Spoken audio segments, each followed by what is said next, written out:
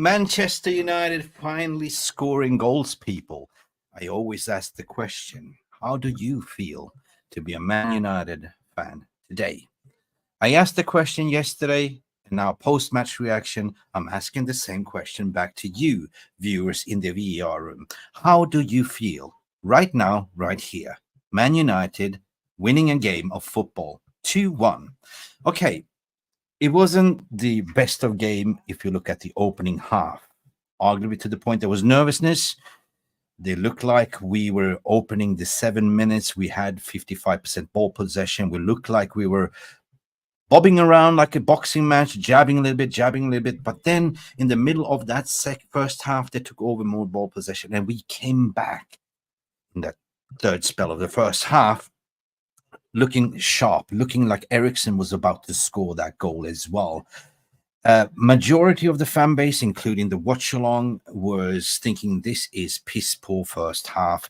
This is Man United that I'm so used to watch in the beginning of the season. But we're going to take away some positives in this match as well. We're going to talk about this referee and the medical staff that did a poor patch up. There was a knee to the head of Matthias de Ligt, and what a warrior. What a bloody reaction we got from Man United in the second half. But this incident leads to us being pissed off, us coming out to show you, I drew the first blood. Now you are going to taste our fury. This is what happens. Like first half, it was a shambolic. You can argue to the blue in the face. That is the rules. But also what happened to the medical staff. We saw the doctor with the black gloves whispering Ten Hag's, he's okay. We just need to patch him up. But listen, you just don't put a white patch here and some Vaseline and expect, not to pour blood out again. Like, have you ever seen an MMA fight or boxing fight? You have professionals putting like pressure and putting proper bandage around. So blood was pouring down Matthias de Ligt's face, right? We've seen this before 3 weeks earlier with Mason Mount getting a cut here, but Mason Mount haven't been even featured like Porstendal. But the warrior, de Ligt, was so angry, we took him off. We took him off. The ref took him off. There was 1 minute left of the first half. He could have just waited. He took one of our key defenders out. So we were one man short. And they, toothless, they never even had a shot on target. The first goal had that goal-scoring opportunity. Jarvis, what was your bloody reaction? I'm talking bloody reaction for that referee. Was it the referee? Was it the medical staff? Or do you think he should just let the game run? Because there was 4 minutes at a time. They scored in the 50th minute, so there was actually 2 extra minutes. Jarvis. Yeah. Big up, guys. Big up, everybody. Big up to the chat. Man United. Yes, we won a game. It's been a while, so it feels good. So yeah, let's talk about the de Ligt injury. He I don't know why the referee didn't even give the guy a yellow card in the beginning, because he was high with his knee. That's dangerous play. I didn't even give him a warning. The de Ligt injury was a bad one. I think he cracked his skull in a way. Yeah. So the medical team had a look, stitched him up. I don't know what they did. I think they just pour some Vaseline on him and say go on. And he went on to the pitch again, and he started bleeding. Back again, out, in again. And then suddenly the referee sees he's been bleeding on the pitch for 5 minutes. Suddenly in overtime, he added 4 minutes. It was in the 5th minute. And he suddenly decided, let's just take off de Ligt on a corner kick. Terrible decision, but that's the rules. That's the rules of football. You can't have players running around bleeding. So in a way, the referee didn't do anything wrong. I point my finger at the medical team, because they had 3 chances to stitch him up. They could put the bandage on him. They could put a woolly cap on him. They could stitch him up, super glue. They could do whatever, stop the bleeding, because we need our center back, especially on corner kicks. That was de Ligt's area centrally. That was his zone in the middle. And but that was clearly we saw de Ligt was so pissed off. De Ligt was pissed off because he knew if we were be in there, he would save it, right? You got a yellow on Ten Hag. I think it is also yellow on I thought I recorded a yellow on Van Nistelrooy as well, because they were complaining. So what you doing? Like, this is a decisive moment on the free kick. Why are you taking the player out, right?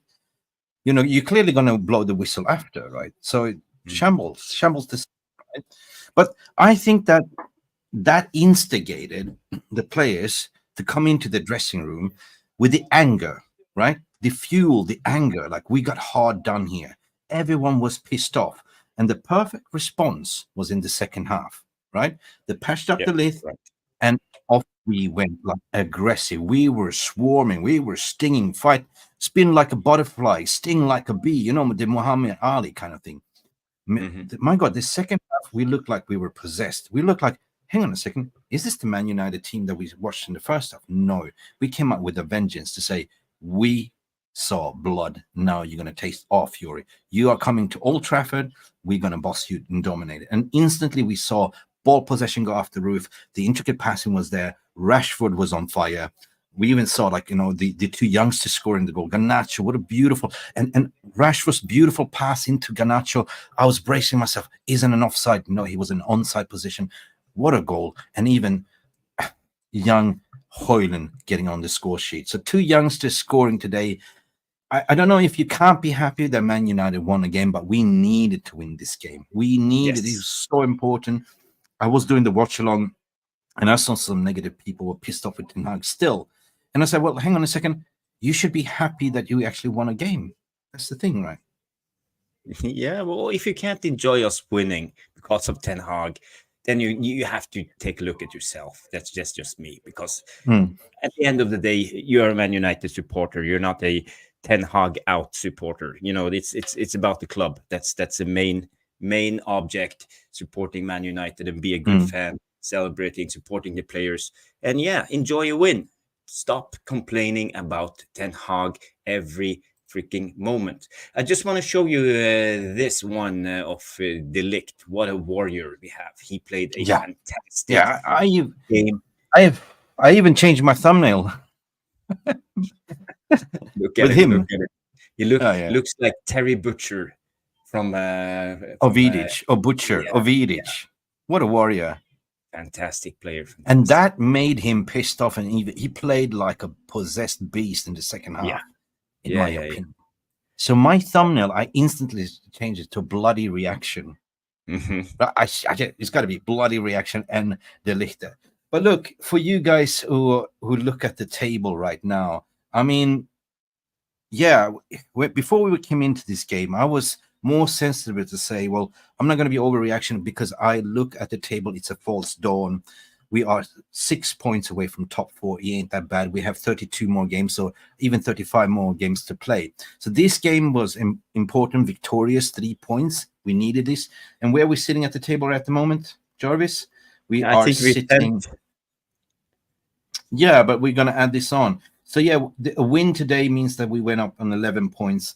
Still 6 points behind Aston Villa, right? So this is where we are. So this is still catchable, Jarvis, right? Because this is football. Like, 2 games, Villa can lose points, Arsenal can lose points, City, Liverpool, right? Do you still believe that we can get on a run now with this victory? How important is this for the player mentality? Yeah. It's confidence. It's everything when it comes to football. And, this win will give us a little bit more confidence. We will come into next game. If we can manage to win that game too, suddenly we have turned around the season and we are not looking down on the table. We're looking up on the table. Who is next for us to catch up with? So, it's important. This was a really important win. If we have lost today, all hell would have broken loose with the fan base, the British media, everybody is out to get us, and we wouldn't hear the end of it, and I'm so happy that we managed to turn it around.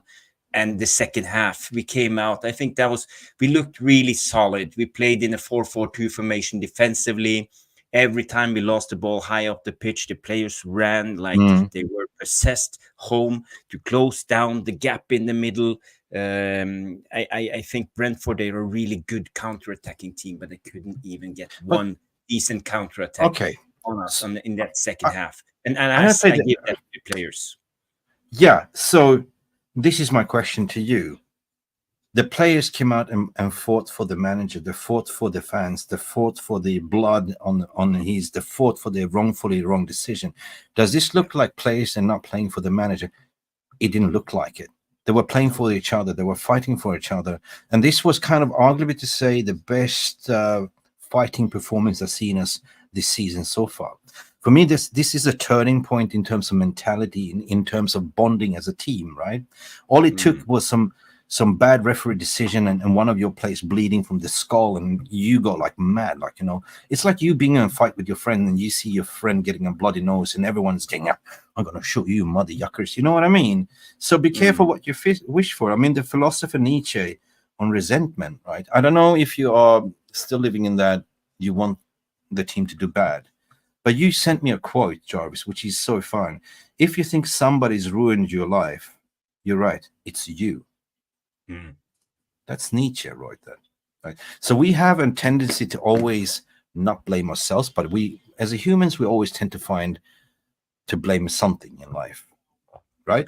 So if maybe it's Bruno's fault, it's Ten Hag's fault. Hey, if it's you know, it's an earthquake outside, it's a, you know, global warming, blame it on Ten Hag. The media will say it's Ten Hag's fault, right? Today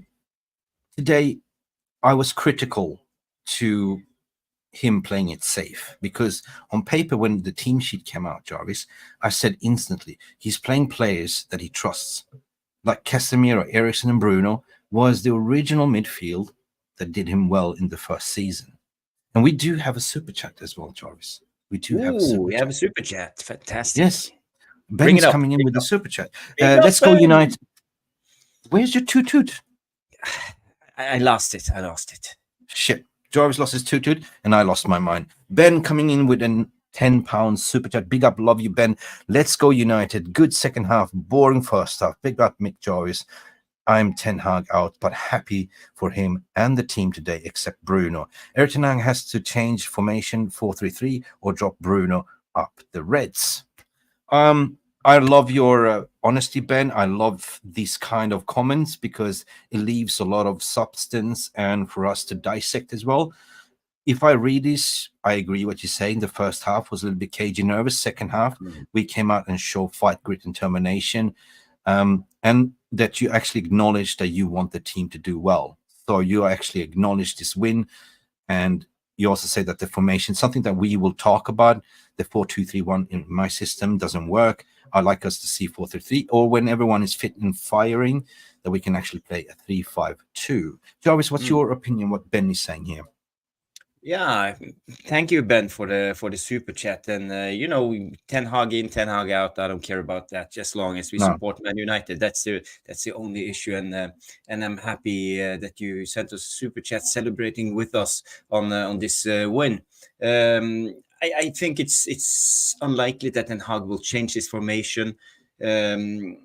But you know, formation is one thing. It's how we are in possession and what we do without possession. You know, we defend in a 4-4-2. Today we could see Rashford and Garnacho, both of them tucking in, playing narrow. So we had a compact midfield 4 centrally, 4-4-2 defensively. When we attack, we have more freedom to roam.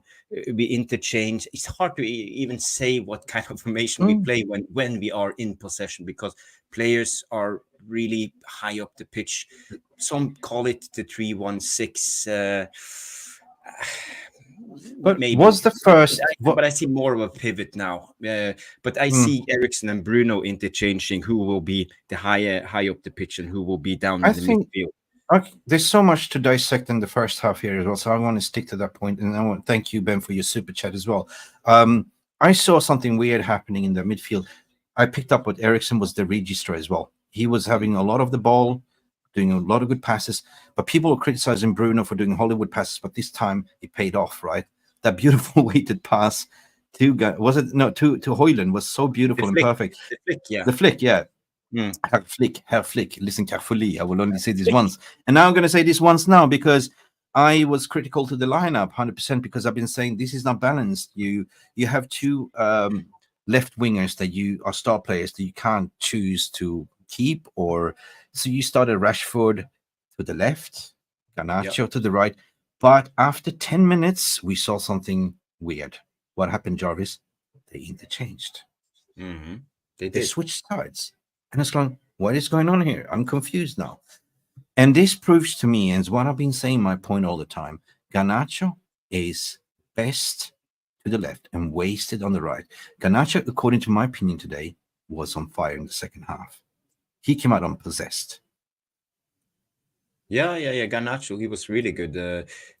But you know, his decision. He's young, so he needs to improve his decision making. A lot of the time, he's very one-dimensional. He keeps his head down, runs with the ball, takes on the defender. You know, and that's great if you're a winger. But sometimes you need to understand if the fullback has coverage, you're 1 against 2. Sometimes it's better to stop up and play the ball and keep the attack going. But especially in the beginning of the first half, you know, he looks a little bit too intense when it comes to this. So he needs to figure out how to, I don't know, change his decision making sometimes. But you know, no one is perfect, and Garnacho is still young, and he will learn this. Defensively, he's really good. Yeah. Yeah, I want to stick to the first half because there was 3 halves of that first half. The first 10 minutes, United were in control. Ericsson was dominating. He was the registrar. Then we kind of switched off a little bit, invited pressure. They started to pick up ball possession. And then something magical happened. We came back, right? So I never thought that it would score. Like, and if I look at the stats, they hardly had one shot on target, right, to be honest. And I can sort of look at what Will is saying here. We are 10th on the league. Let's wait after 10th of November. Let's wait and see how we have officially turned the corner. Just want to see after 10th of November where we really, that's the great 3 points. Yeah, listen, I think November is such a big month as well. So I wouldn't even wait that far. I keep saying that the table is a false dawn at the moment. Okay, we played 8 games. We're sitting 10th. They're 2 points away, 6 points away from top 4. But you will always assess the table like come January, February. Then you can sort of see where you are. If this poor run of form, if we keep drawing or losing to Christmas, I don't believe that he would be here. So this was a massive point. Players were fighting for each other. They don't want to be in this position. I mean, you're a professional footballer. You don't want to be there egg face sitting on the 14th. They wanted to win this game as well, in my opinion. So the spark here, in my opinion, was the referee screwed us over and Matthias de Ligt, and everyone was freaking pissed off. You know, I can imagine the team talk. Everyone was like, come on, guys, let's do this. Fucking hell. Like, you know what I mean? Because instantly when we came out in the second half, I was like, what is going on? The response immediately. That's what I want to see. Big up, Will. Yeah, big up. I just want to say, I picked up something now. I'm looking at the heat maps of the game. I use this page that's called whoscore.com, and then they always are correct when it comes to all these stats. And we have seen a big problem this season is Bruno has been too much on the right, and that screws up his passing angles. We saw it when he played for Portugal. He played on the left. His passing angles with his right foot gets much better because he has 2/3 of the pitch to pass on. When it's on the right with his right foot, he only have 1/3 of the pitch to pass on. So we utilize Bruno's creativity in a much better way when he plays on the left. So today we saw on the heat map that Bruno is back on the left side. So I don't know if that's conscious decision from Ten Hag or is it Bruno who understand his movement and where to move. So I would say people are critical to Ten Hag's game plans and all of this, but I'm glad to see that we are changing up things and figuring out what's really going wrong. And we have been talking about this now in the international break about Bruno and his deficiencies on the right, but now we see him back on the left, and that's a really good thing. So I agree with you. Mick, of that. Yeah, I was aware instantly. I mean, I'm still stuck in the first half because there was so much to talk about the first half. I came in with zero expectation. I came in with a scrappy 2-1 or 3-1 United. Never did I expect this fighting spirit of what we saw. Like, you know, I think it was a wake-up call, like, you know, and this is what stung with me. This is still sitting with me. Like, you know, I'll go out, I'll walk the dog, and I'll still remember this, you know, this anger that come out, like, you know, fighting. Like, it's like you in the first half, you go fighting and you get a bloody nose punch and you go like, oh, you get angry and like I'm going to knock you down. I'm gonna knock you down, and that's what happened. So, King Sire saying, "I'm happy we won, but I want us to be more organized and clinical and consistent." Yeah. My reaction was in the first half, and I said we were not really set up to score goals. We were not really set up to score goals. We were more defensively minded, not to concede. I think that we didn't want to concede in the first half. Ten Hag in his press conference said, "I know what the problem is. We are not scoring goals," right? So instantly, when we came out in the second half, that might be the message: be more aggressive, score more goals. And then in 85 minutes, I was just thinking, please, in-game management, defend 2-1. And that's what he did. So he basically took off the defenders, put in Ogate and put in Lindelof. I think he did the right substitutions at the end of the day. Protected Hojlund, put in a Xerxes that looked like he's going to score as well. So, guys, there's so much positives you can take away from this game, I would say.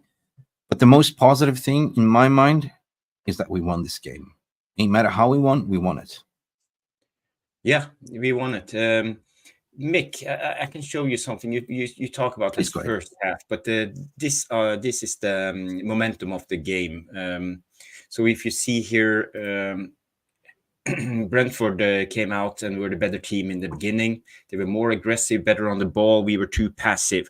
But I would say around the 20th minute, things started to turn around for us, and we gained the momentum of the game. And we kept the momentum, I would say, throughout the game with just short spells of Brentford attempts and attacks. So I would say we controlled the game, and we played at least a good 70 minutes on this game, not just second half.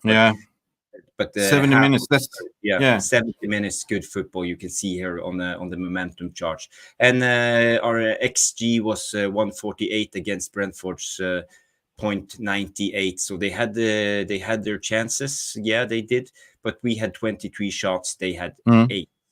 So yeah, I think we won this. I like this graph because this is something what I talk about. I could not put in the words because in the first half, in the third quarter of the first half, we took over possession. I mean, we had like 35% ball possession, and all of a sudden we were surpassing them in the latter stage of the first half, having 52% ball possession. So this graph doesn't lie what you're showing here right now. So we actually played good football for 70 odd minutes, right? Which has been rare commodity. Yeah, we did, but I would say what changed in the second half, as you said, it looked like we just woke up after a slap in the face because we were much more aggressive. We were on the ball. You could see us winning, I would say, at least 75% of the duels. I was Eriksen, Casemiro, Bruno. They were like, everybody was swarming the guy who was carrying the ball, winning it over and over again.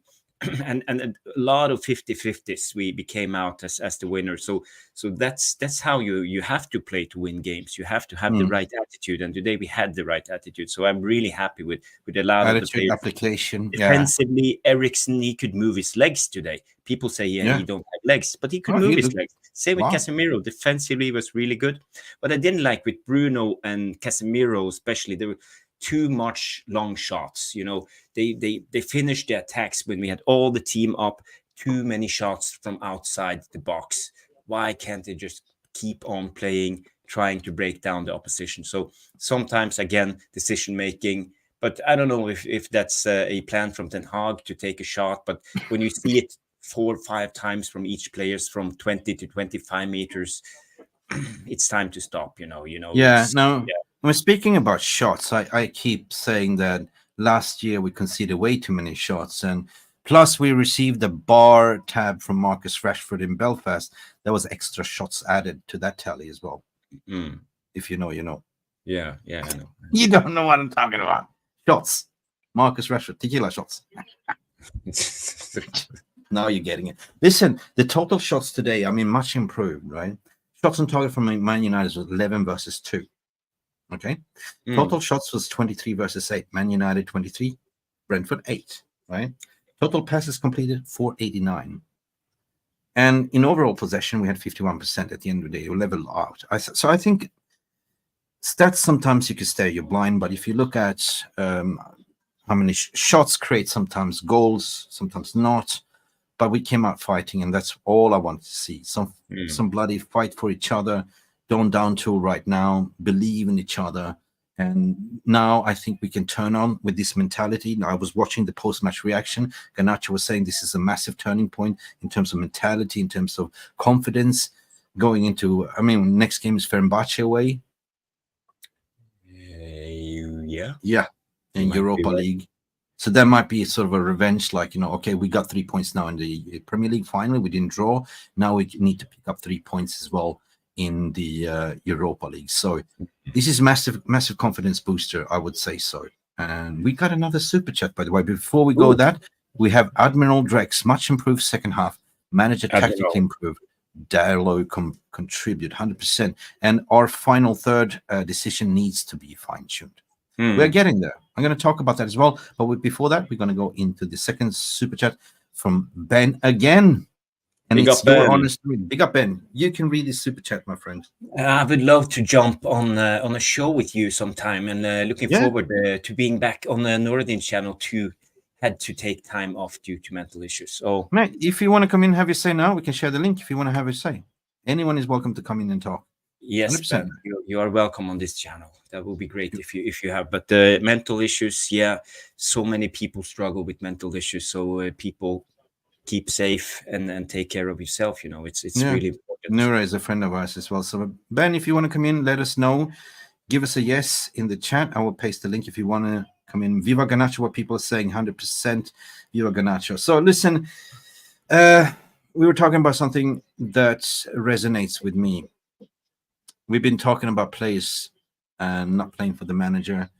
I saw a team that were playing for the manager in the second half. I saw all I want to see is application, grit, determination, and see out the game, which we did, right? My score prediction was a 3-1 United, but I said it's going to be a scrappy 2-1 to United. I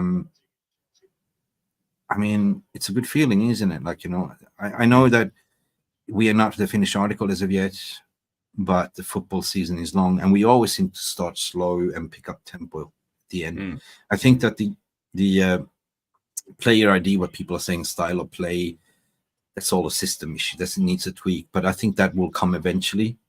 What matters is that you get confidence out, you're picking up the points, and then they will find the rhythm, the passes, and everything, and the final to third will come. So the importance of Garnacho scoring and Hojlund scoring, so important for the confidence. Swag Daddy comes in and say, big up, guys. I think there's nothing wrong with Erik ten Hag's playing style or tactics. What's needed is intensity, as we saw in the second half. Yeah, and that's 100% spot 100%. On. The intensity needs to be there. Pick up the tempo, the ball tempo, the aggression, the ability to win duels, to always be tenacious, and the players saw it today. So I don't know why they can't bring it up, if it's nerves or if it's confidence or whatever, or they feel inhibited by Ten Hag's tactics. I don't know, but something is off. But we saw in the second half they wanted it. They wanted to win the game, and that's what we want to see as Man United fans. We want to see some passion and intensity in the game. Yeah, I'm going to put this to the stage as well, because I want to play Garnacho's interview after about what he said. Like, if that's okay. This is. Yeah. I haven't seen any interview, so yeah, interesting. Buffering. Alejandro, you had to work hard. Sound? Can you hear? Good second half. Turn it up a little bit if you can. Please start all over. Yeah, we are very happy, but I think any sound? Also good performance. Yeah, I hear you. We came 1-0 down, but I think we played in general a very good game. Everybody seemed to take what happened at the end of the first half and use it to give you a little bit of inspiration, some fuel for the second half. Was that the case? Yeah, we were in the first after the first half very, very angry because we played with 10 man, a little bit out of time, but that's what I said. In the first half, they came off very angry, and this anger transpired over to the second half. Exactly what Garnacho is saying. With good mentality, we come back the game. I thought it was absolutely brilliant to see sort of second half you come out with real intensity and pace and tempo, and 2 brilliant goals as well. Yeah, I missed like 2 big chances in the first half, but I came to the second one with the same mentality, trying to score to win the game, and finally I can do it. Also, Rasmus, happy for him. And When you Did he just call it Rashmut? He said Rashmut, not Rashmut. He said Rashmut. Hang on. He said Rashmut. for him, and when you see the cross, he said Rashmut. I missed like 2 big chances in the first half, but I came to the second one with the same mentality, trying to score to win the game, and finally I can do it. Also, Rasmus, happy for him. And when you see the cross coming from Marcus and you're trying to time that run, what's going through your head? What are you thinking as you're trying to meet that at the right time? yeah, I know him because we try on Sorry about that. Buffering. on training this week, and I know we have a very good cross, and I have to be ready in the back post. And when he crossed, he said I shoot first time, and I score, so I'm happy. Yeah, absolutely, and a lovely finish from Rasmus. But actually, the Rasmus's goal is probably only a small part of his performance. His strength, his hold-up play, all of that was absolutely brilliant today. Yeah, I think the goal was the worst thing on his performance because he hold the ball very good, play outside. He give a breath for the team, so it's important for us also for the counter-attack. So very happy for him also. Yeah, I'm sure United fans are happy to do. Garnacho, thank you very much indeed. Thank you. So it's official. Rashmut it is. Rashmud. Yeah. I think it was this interview kind of tells you the story, what we've been talking about. They came on angry as hell, pissed off of the second half of the undoing, and they came out firing. And this is what we like to hear from the players. Players take accountability. They realize, hey, we're not here to lose games. We're here to actually win the game. And they came in and applied determination and tempo. Tempo. Yeah. Let's have a look at his performance. Let's see here. Just add this to the stage. I don't know if you guys can see this. If I press here on the Garnacho. Before you go, yeah. Before we go, we have 5 gifted memberships flying in from Gary C. Gary C, we got gifted membership, and welcome to the family. Thank you, Gary C, for gifting 5 MUC Realist TV membership. Ben Williams became a member to the family. Welcome, Ben. Ant Lambert as well was gifted membership. Ivan Lore Barman was gifted membership, and Luan France. Welcome to the family, and do not forget to thank Gary C in the chat as well. You're a legend, Gary. Thank you so much. Big up, Gary. Thank you. Thank you, Gary. And I just want to bring up this comment from Ben before we move on. Ben comes in and say, sadly, I'm at work today, so another time I will jump on, but I really appreciate your offer panel, and thanks for you're welcome. Mental health. Big up, Ben. Anytime, Ben. Let us know. To Alejandro Garnacho stats on FootMob rating, he gets an 8.7. That's really good. He played 89 minutes, 1 goal, 8 shots in total. Here you see his shots. I would say 2 of them outside the box, 2 of them blocked outside the box, but most of them came from his left side, and that was also where the goal came from. He had a pass accuracy of 79%, 22 out of 28 passes. That's good. 2 chances created, XG of 0.36. He scored 1 goal, 0.04. That was good. Shot accuracy 83%. Defensively, 2 block shots, 50 touches on the ball, 10 in the opposition box, and that's really important to keep them under pressure.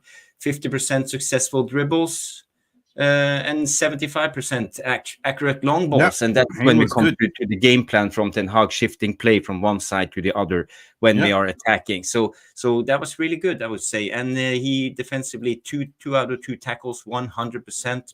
4 defensive actions. He was dribbled past 5 times, 5 duels won, 9 duels lost. But that's good for a winger, 42%. That's not too bad for Garnacho. So very good game from the lad. Very good. And I'm going to ask you, Jarvis, if you're going to pick the man of the match here. Who would you pick as your man of the match out of this stand-up performance?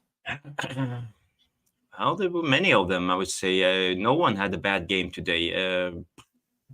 The Ligt was good. I would say Eriksen was really good. Casemiro had a really good game.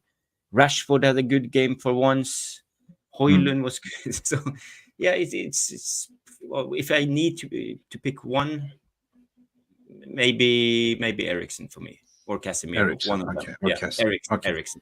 I just want to go on Bauman's comment as well, because Ten Hag made a comment. Today, we showed we play good football and desire to score. There were high-quality goals. It brings confidence that we needed. That's a big statement. I mean, yes, there was good quality goals. Good, I really liked the flick from Bruno. There was creativity in the second half. Maybe this is the unlocking key that we needed. The second half, the fight, the grit, determination. Garnacho coming out speaking. We were pissed off. We're angry. But you want to know who got the man of the match by by Manchester United website? I haven't done mine because it didn't work today. But I'm going to hand this to the stage. 56% voted on Alejandro Garnacho as the man of the match. You can see the percentage, right? So he won. Yeah. No, it's just the overall performance and what you showed, the stats as well. He was a workhorse today. He worked his socks off in the second half. He was angry, He was really, really well game. Really good game from Garnacho, I would say. Really good. He's been struggling a little bit this season. He's been an impact sub, but he hasn't seemed to cement his place in the team. Today we saw him on, as you mentioned, Mick, on the left, and that's where he's on his best, when he plays on the left. And I would say Rashford was actually quite good on the right. So yeah, it was very good. And they have a fluent attack, so they interchange sometimes. Sometimes Rashford goes on to the left and they swap. And when you are a fullback and you play, let's say if you're what's the name of the Brentford fullback, Van der Ven, or his Dutch name? Yeah. Flecken was the goalkeeper was a little bit shaky as well. Flecken. I don't know. Flecken. Yeah. Flecken. I don't know. Lillis United, sorry, legends. I'm not late in the street because I'm in Turkey. Don't have much time. Kick up. Yeah, no worries, Lillis. As long as you're here, big up to you. Big up, Lillis. Big up. Gary C. If we finish half chances, we be all right. Yeah, it's all about football. It's all about creating chances. I mean, that's what I'm saying. Sometimes a striker needs 7 chances to bury one. It's rarely but. Lately, our strikers like Hojlund, he's been living on scraps, creating two chances, getting 2 chances, creating his own chances, right?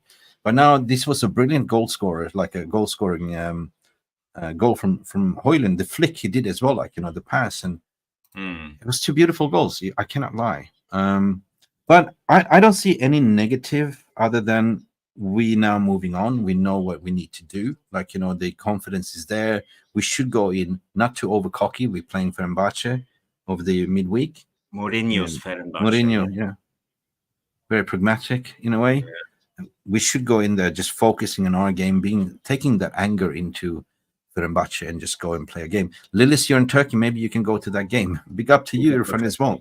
Big up, perfect. Big up, perfect. Yeah, Mick, let's go back to the Ligt incidents and break it down. Because I don't know if you guys are aware, but why the players reacted in a way they did. This was the Ligt's position on corner. This was the Ligt's zone all the time. You see him in front of the goal, in the middle of the box. That's the Ligt's position. So when he was subbed off on a corner because of the bleeding, we looked like this. This is the area. Yeah. There's no one there. Where the goal comes. The biggest problem you see here before the ball comes into the box. And of course, it ended as it had to be to do. And you see here Brentford scoring on that a corner kick. Same position as the Ligt. So in a way, the referee's decision cost us a goal. Mick, I haven't heard your take on the referee's decision. Should he made a different decision? I was so angry. The rules of football is you can't have an open wound bleeding on the pitch. Yes, I know. I actually was so angry in the watch along because first and foremost, it was 4 minutes added time. This was already passed, right? I also looked at the medical team. Like, you don't patch him out. Like, it looked like he had a bird shit sitting on here. Like, the patch was just hanging. They didn't do the job properly. You can't be so rushed to get him on the pitch. Patch him up properly, right? So yeah, you can blame it on the medical staff. I saw there was a footage of the medical staff, doctor whispering to Ten Hag's ear with his black gloves and blah, blah, blah, blah, blah, blah, blah, when he was laying down. You had all the time in the world to patch him up. Maybe it was stitches he needed. I don't know. But listen, you don't, when it's a set piece and it's kind of the end of the game, why can't you just wave it? You know what I mean? Just let them have the corner kick and blow off the game. And then you can take care of the injury in the halftime. And okay. That's why I think everyone got pissed off the Ligt and everything, because it was a decisive moment. It was a corner kick. You take off the defender, what you showed there, and that was his area of defense. And this is how we conceded, right? You saw Licha was not really there to defend. Dalo was not. There was not the areas because they are so used to defending in zonal, right? Each defender in training has been taught, like, you defend this zone, this little square bot. And what you showed at Ligt, that is his area, right? So you take out the chess piece out of there and instantly, boom. Up to then, Brentford did not have any clear-cut chances. It was this freak goal. And that's why I was so pissed off with the referee at the same time. Shambles, referees should not get involved in these kind of decisions, especially when it's kind of the dying minute of the first half. Just let it go. Be more logical to say, listen, there's 30 seconds left of the game. There was 10 seconds left of the game. Yeah. The corner kick. There were 4 minutes added time, and it was, I would say, it was the 4 minutes 30 seconds or something when they had the logic should speak in your mind as a referee. Wait a minute, there's 10, 20 seconds left. Why do I have to take him out now? I know it's the rules, but can they wait 20 seconds and they can deal with it in the second half? I agree. I agree. You have to. The referee. The rules are rules, but the referee need to use common sense once in a while. Yeah. And then that's the thing. He did it right by the rule book, but common sense weren't used in that situation, and that was why Ten Hag got a yellow card. Why Van Nistelrooy exploded and ran to the fourth official. Why the Ligt kicked that bottle on the pitch. Everything was just wow at the moment. Yeah, everyone just got pissed off. The decision was so decisive. Okay, in the instance there was a high dangerous play, there should be a yellow card. He played his knees down in his fucking forehead, right, or in his head. That should be a yellow in the first instance. So you can look prior to that incident as well. What caused the injury? Nothing. All right. So you let the play go. So you could have let this one slide as well. Like, just play off the free kick, whatever. No, sort of corner kick and just blow off the game and deal with it. Barman comes in with a valid point. Guys, what's your take on Martinez neutralizing the biggest threat in Bueno? Good observation. Yes, nobody talked about Martinez as a left back. No, but he didn't contribute much going forward. But defensively, he was spot on. He was. I think he was a different kind of defender that Mbeumo is used to. You saw Mbeumo; he tried to bully our defenders, like running up against them and use his body. But Martinez, he don't care. That's his game. He wants the attacker to come up. He wants to be physical. So Mbeumo, I think he met his match today, and he did. Yeah, he did. Now you got a point there. Like, it was first time we've seen Martinez playing a full 96 minutes as a left back. And he did it okay, but it's like he's not so good at going forward. But defensively, it's stable, right? So it's paper of the cracks, right? I'd rather see Martinez as a left back than Johnny Evans playing as a left back. What was initially suggested, I said no. And again, Johnny Evans, 36, what is it, 37, 36, steady Eddie again. I think it's 36, the same as his number on his shirt, I believe. 36, and he was really good. I like Johnny Evans because he's calm, he's composed. There's no stress Yeah. with Johnny Evans, and I Lucky think he. Steen was asking me where I'm from. I'm originally from Sweden. Sweden, yes. Sweden. Okay, Bournemouth, Arsenal is 0-0, 27 in. Guys, this is yeah. Mick, what other results? I didn't get all the other results of the round. Yeah, I mean, how did Everton they won do? 2-0. Everton won Okay. 2-0. Let me just go Yeah, they check. needed a win. Sean Dice. Oh, they needed a win. I think Leicester won over Ipswich. Not sure. Let me go and check, mate. Let's I haven't had checkmate. time because I've been sitting on the watch along as well. Let me go and have a look. Now, Bournemouth Arsenal is going. Everton won over Ipswich Town 2-0. Man United 2-1. Let me see. Leicester won over Southampton. Southampton got a yellow card. Leicester won 3-2. And Brighton won over Newcastle today. Wow. So Brighton picked up points over Newcastle. Yeah, it's good. It's good. Brighton are doing well. I think Welbeck. Two red cards, Fulham, Aston Villa 3-1. Aston Villa won. Okay. So I would say basically all our rivals, Spurs won, Villa won, Brighton Spurs won as well. Oh God, yeah, that was Spurs came back from 1-0 Aston Villa, and then the guy that we all wanted to sign, Todibo, had a stinker. You know, Son had him for breakfast. He was flipping him like he was flipping burgers, right? Thomas Frank on that touchline. We were linked to him as a manager. He looked like a psychopath, right?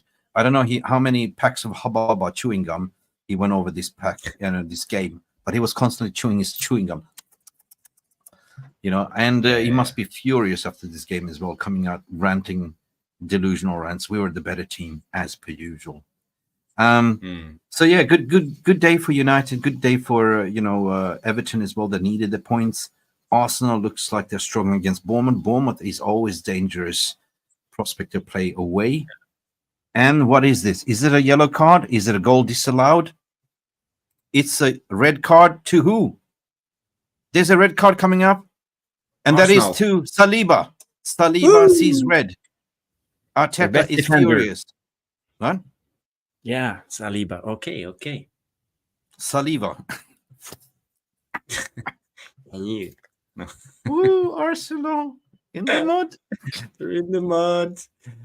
All right, then. Let's enjoy. Let's hope Arsenal sees a big L tonight. Yeah, Saliba got a red card. And there was a massive brain fart from no other than give him kudos. Mohamed Kudus saw red as well by scruffling. He was punching these twice in the face. Pushing and punching. Something like that, yeah. Mental. But yeah, okay. I agree. It was a clear red card. Mick, do you want to go through the game a little bit on the stats for the different players? Can we do that, or? Yeah, we can do that, and we can close up the shop because we'll do it quick, just to get a clear view of the game. So here we go. So here you see Onana. Let's go the ratings from whoscore.com. Onana gets a 6.5, Dalot 6.5, the Ligt 7, 6.57. So you see their best player from WhoScored was Garnacho, and Casemiro came in second with 8.2. Eric is just on 7.0, but I don't know how they even get these stats, if there's some kind of vote or whatever. Total shots, you see Bruno Fernandes had 5 shots, Garnacho had 8 shots. Wow. Hojlund and Rashford had 2, and Casemiro had 3 shots. Possession. How many shots did Rashford had? 2. Did you add the one in Belfast as well? Well, he had a whole line of shots. Now he's done with that. Now he's serious. He's serious again. Serious. Yeah. He plays well. Possession wise, pass completion. You see Eriksen is on a staggering 95%, same as the Ligt. Evans 92. That's why I like players like Evans, the Ligt, Eriksen. They are really steady, just keeping the ball going, moving. passing the ball around, make it hard for the opposition to press. So it's really important to have players like that. You see Garnacho is on 79%, Hojlund is on 70%. So yeah, that's our creative outlet. And Bruno is actually on 86%. That's quite good for him. Dribbles, Hojlund had 2 dribbles, Garnacho had 2, Casemiro had 1. Aerials, Hojlund won 4 aerials, and we saw Hojlund. He was quite good when we played out from the back. He was winning a lot of duels. He was even flicking, and yeah, it was good from Hojlund. Tackles, Bruno Fernandes 4, 5 from Casemiro. Defensively, really good. And what's this? It's corners. Yeah, Garnacho 3 corners. Eriksen had 1. Yeah, And dispossessed, not many people dispossessed. So yeah, the stats are really good. It looks good from the team. But what I take from this, Eriksen 95%. That's why I believe Eriksen was man of the match. Yeah, and also Garnacho as well. I mean, this can only show you that there is progression. There is a turning point. There is a positive you can take off from this 70 minutes played football. Like, you know, we didn't play. We started to play well. Second half of the first half, and that was consistent throughout the end of the game. We must play. The Ligt was man of the match for your opinion. Yeah. Who do you think was the man of the match? Give me your player. I don't know. Must play the Ligt. Yeah, but you had Garnacho. I had Eriksen. Must play had the Ligt. I didn't say my man of the match. I think that. My warrior of the match was the Ligt, to be honest. Like, you know, the way he refused to give up, like, you know, from a bloodied head. He was the instigator. He was the fire starter. They got everyone, you know, get up and fight. They were pissed off in the second half. They came out and played like possessed. You know, he was such a good defender. But offensively speaking, I think that Garnacho was everywhere. Like, you know, his determination just to take on the defender, shoot, try. Yeah, I think that I can't find a bad performance for anyone in this team. Like, you know, so that was correct. Like, there was nobody under 6, in my opinion. And it's been a rare commodity this season that we can actually sit and say that this was a good team performance when everyone fought for each other. Everyone fought for the manager. We saw passion from Ten Hag getting pissed off. We saw, you know, Van Nistelrooy getting angry, get a yellow card as well. So yeah, so come on, this is what we want to see: blood, sweat, and tears. Shea Arsenal comes in. Oh my god, we are down to 10 men.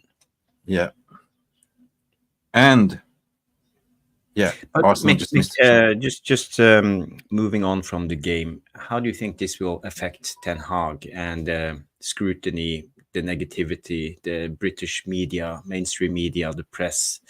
All the gossip, all the lies, everything that's being created. Do you think it will take a little bit of couple of days rest, or do you think they will continue their agenda? No, they're already angry. They are now angry that we actually won.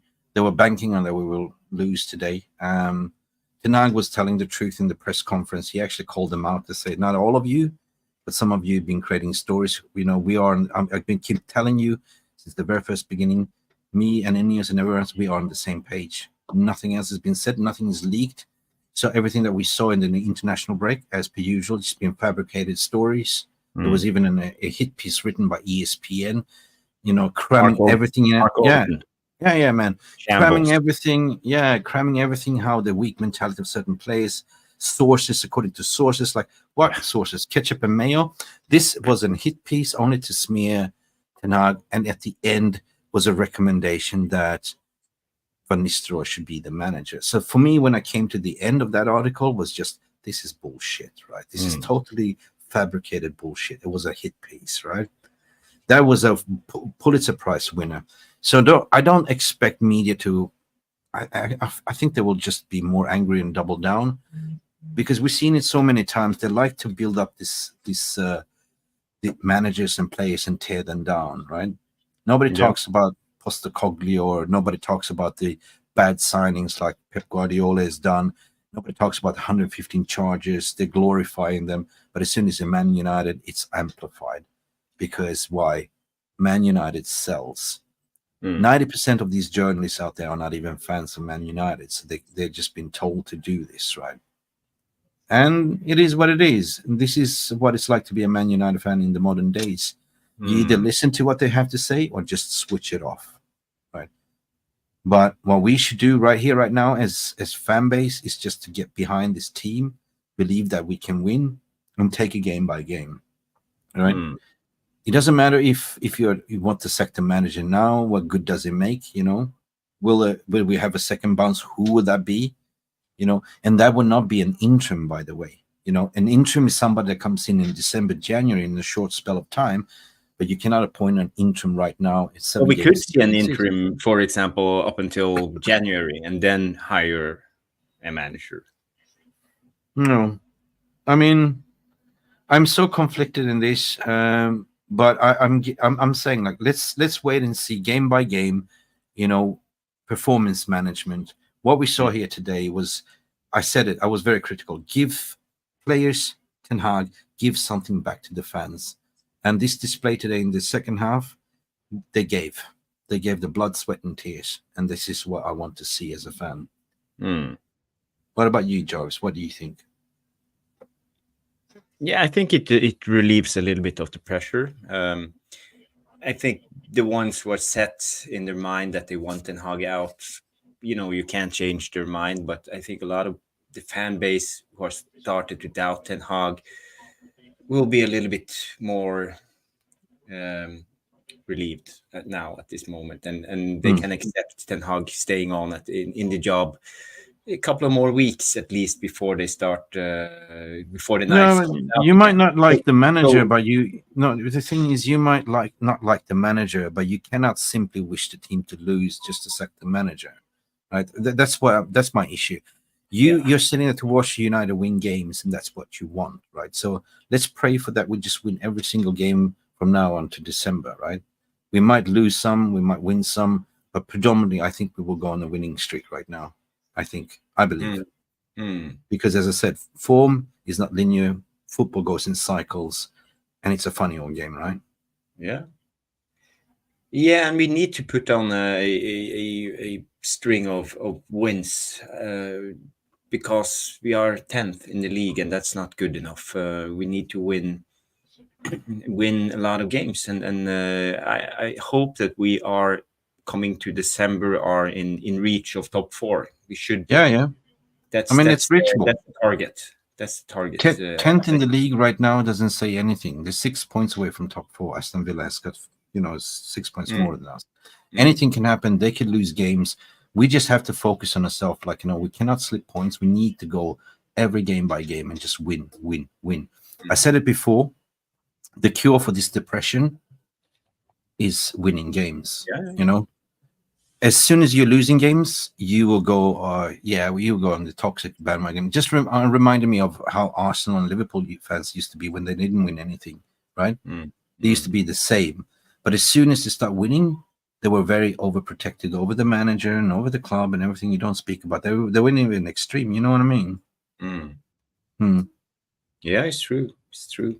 But at least they win today will give Ten Hag a breather, and maybe the players don't get the intense pressure all the time. It makes them easier for themselves to express themselves, to be a little bit more happy, to play good football. So, and then confidence come, and suddenly before you know it, we have won 4, 5, 6 games in a row. Everything can happen. We know it. We have seen it before. We saw it when Oli came in. We had the manager bounce. We were unbeatable for, I would say, a good 3 months. So it's much about confidence and believing in the project. It's finishing off on that note. I think it's about confidence and happiness. You find your inner happiness, and we saw the players that were happy playing that football in the second half. They were really enjoying. They were attacking. They were hunting as a pack, and confidence breeds what? Performance at the end of the day. Breeds also bonding. And we can just hope that they learn something from this and take it to Fenerbahce and take it to West Ham. And we play game by game. Also, what must play say, if fans want United to lose, then number one, they need to check if they really love United. 2, losses will make it extremely difficult for a new manager. It will be a taller mountain to climb. 100%. 100%. Anyway, Check. Perfect. Checkmate. Listen, to summarize things, Man United 2, Brentford 1. We won. Goal scorers, Garnacho and Hojlund. Man of the match, apparently, Hojlund. Or wasn't it Garnacho? And people, I'm going live later tonight, this evening, 9 p.m. with Noradin on United Real Therapy. So if you want to catch more Jarvis, tune in on United Real Therapy. Yeah, that'd be interesting. Before you leave, if you haven't, smash the like, subscribe to the channel, send the Mick some love letters, and then... I had to cut you off there. It was getting too intense. Yeah, send some love letters and what? No, forget about it. Okay. You know what to do. Go and check out Noradin's channel later on. You will see more of Jarvis. And also Monday, Jarvis's Corner, deep analysis. This has been Mick, Ruby, and Jarvis having our say, and hopefully we made you a better mental day. Glory, go, Man United. Yes, bye for now. Thank you so much for stopping by and watching MUFC Realist TV. Don't forget to like and subscribe and follow us on the socials.